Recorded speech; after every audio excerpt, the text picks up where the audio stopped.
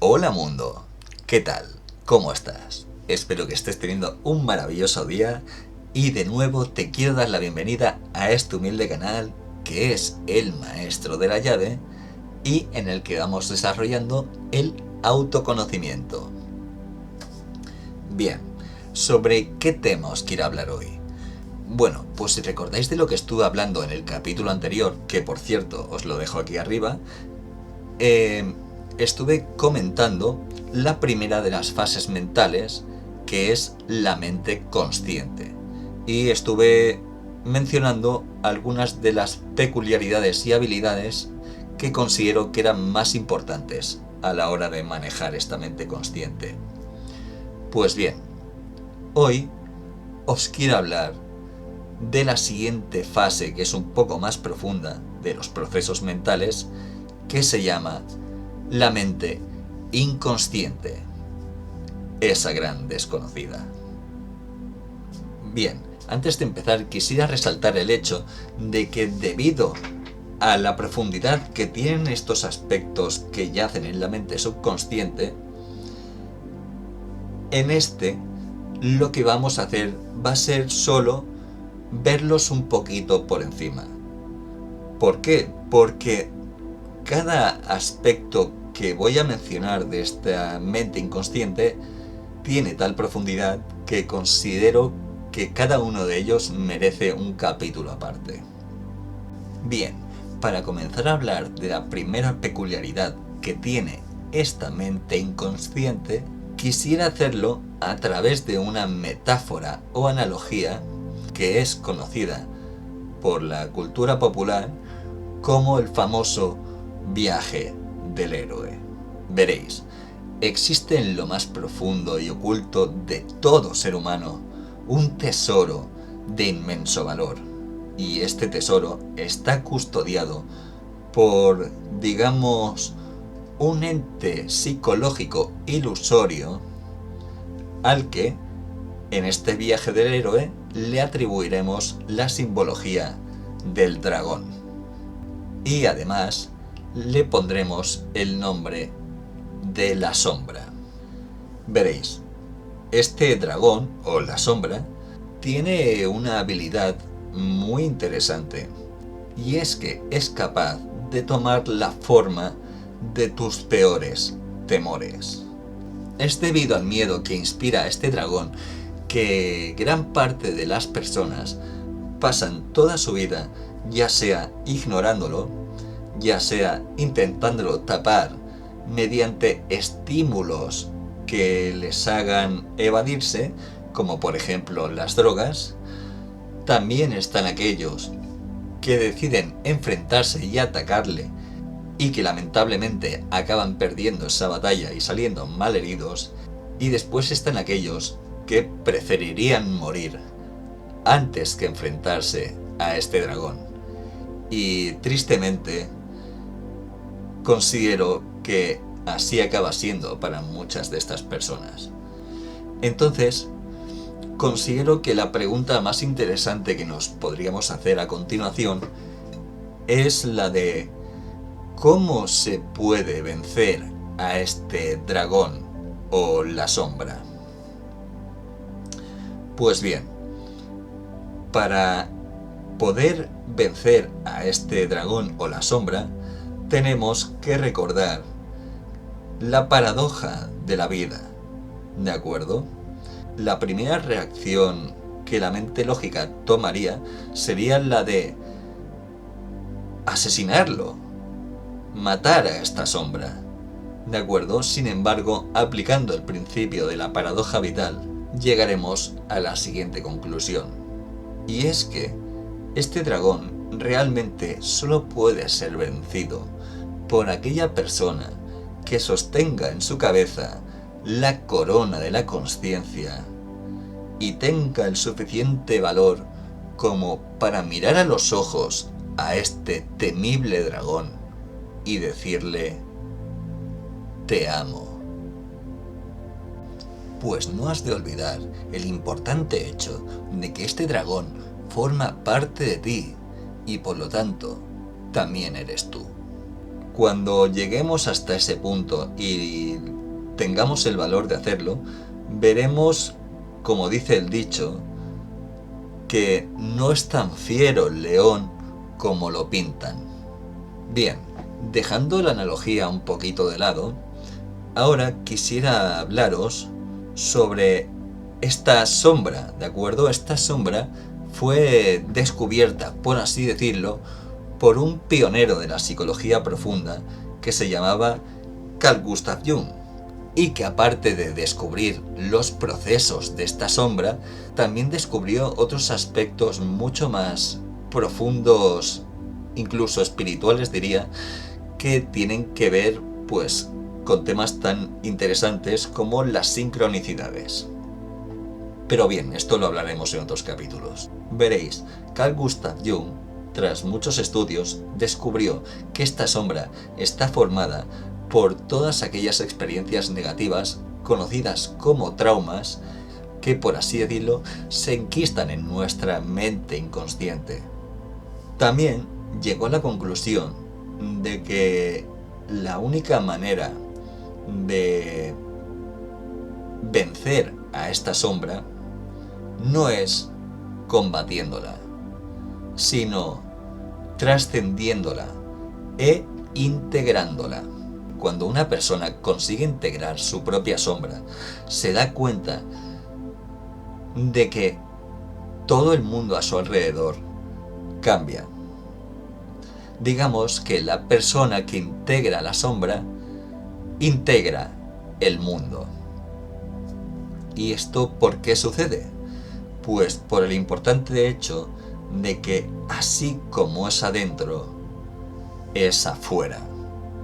Y la persona que ha conseguido trascender sus traumas realmente se da cuenta de que prácticamente es invencible. ¿De acuerdo? De hecho, me atrevería a decir que siempre se ha tratado de eso y que creo que debería de ser la gran prioridad en la vida de todas las personas, el trascender esta sombra. Bien, por ahora voy a dejar el tema de la sombra porque, como he dicho, da mucho de sí y para ello ya le dedicaré un capítulo en exclusiva, ¿de acuerdo? Ahora quisiera pasar a la siguiente peculiaridad que tiene esta mente inconsciente, que es la sede del ego. Bien, el ego, por así decirlo, volviendo a la metáfora anterior, digamos que es el alimento del que la sombra se alimenta. Cuando este dragón es vencido o la sombra es trascendida, la persona adquiere el increíble poder de dominar su propio ego. Y cuando eso sucede, ya no hay marcha atrás, pues la sombra se desvanece y la luz ocupa su lugar. No debemos de olvidar el importante hecho de que la oscuridad es un aspecto de la luz. Así que el principio es y siempre será la propia luz. Bien, cuando el ego no es reconocido y yace prisionero de esta sombra, se podría decir que absorbe todos estos miedos y traumas de los que se alimenta la sombra y los mantiene adheridos a él. ¿Y qué pasa entonces? Pues que la sombra se alimenta de ese ego malherido. ¿De acuerdo? Así que podríamos llegar a la interesante conclusión de que en realidad el ego no es culpable de nada. De hecho, veremos cómo en realidad la labor más importante del ego es hacernos conscientes de nuestra propia luz. Bien, cuando el ego es iluminado, los miedos son vistos como lo que realmente son, una ilusión. Y entonces, solo entonces, se abre la gran puerta del gran tesoro que es la mente subconsciente. Dicho esto, cabe resaltar la importancia de darse cuenta de que tras lo dicho, uno es consciente de que el ego es en realidad una herramienta imprescindible y necesaria para esta experiencia humana. Y también se puede llegar a la interesante conclusión de que debido a que este ego es una herramienta, no es el verdadero yo, sino que el yo es el que utiliza el ego. ¿De acuerdo? Bien, llegados a este punto, me gustaría formularos una importante pregunta que cada uno se debe responder con total sinceridad para sí mismo. Y es la siguiente: ¿dominas tus pensamientos o tus pensamientos te dominan a ti? Una vez llegues a una respuesta, podrás ser consciente de hasta qué punto tu ego, controlado por la sombra, tiene poder sobre ti, o hasta qué punto tú tienes el poder sobre este ego o sombra. Bien, para terminar, la tercera y última peculiaridad que considero más relevante que tiene esta mente inconsciente es el poder que tiene de manejar lo simbólico. Dicho de un modo que pueda ser comprensible, se podría decir que, igual que el ego está más relacionado con la mente consciente y uno se puede dar cuenta a través de esta mente consciente, digamos que lo simbólico, la capacidad que tiene de percibir los símbolos, tiene más que ver con el lado subconsciente. Los símbolos tienen un enorme poder en nuestra vida y ese poder es asimilado por la mente subconsciente. Los símbolos tienen un poder tan grande debido a que son visuales y ya sabéis lo que dicen, ¿verdad? Eso de que una imagen vale más que 1000 palabras. Pues así es. Y como he dicho, el encargado de procesar esa información es la mente inconsciente. Es de gran importancia que nuestra mente consciente esté siempre alerta a estos símbolos. Los símbolos tienen una importancia que llega a lo trascendental en nuestra vida cuando se comprenden, ¿de acuerdo? De hecho, los símbolos es un lenguaje sin palabras y debido a eso la mente subconsciente es capaz de procesarla con más rapidez, llegando a conclusiones que la mente consciente no es capaz de procesar. Pero volvemos a lo mismo. Cuando uno comprende cómo funciona este proceso, entonces es cuando se empieza a dar cuenta de hasta qué punto nos indican verdades y estados que están relacionados más con nuestro interior que con el exterior. Bien, queridos, queridas, hasta aquí el capítulo de hoy.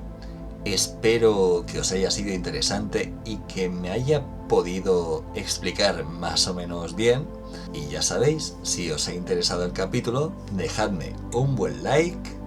Y si tenéis alguna duda o queréis comentar algo, estaré encantado de leerlo aquí abajo en los comentarios. Y sin más que decir por ahora, como siempre, os deseo lo mejor y ya sabéis, lo mejor siempre está por venir. Muchísimas gracias por vuestra atención. Nos vemos pronto.